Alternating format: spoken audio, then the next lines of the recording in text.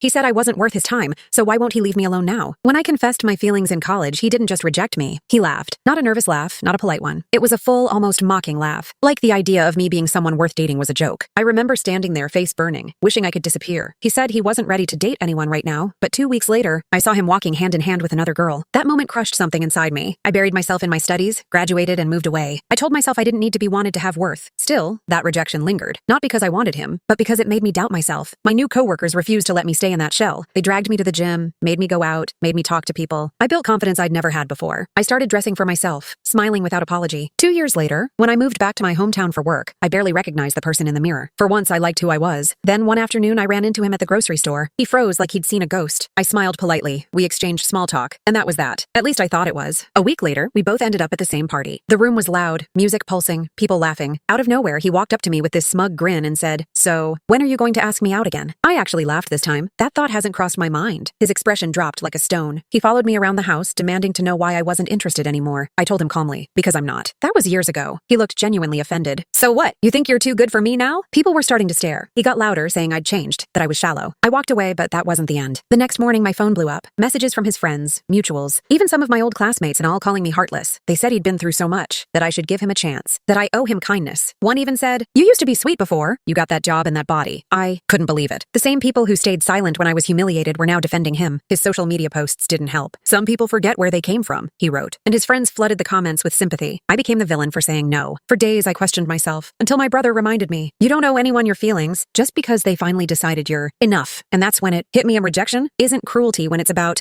protecting your peace. It's self-respect.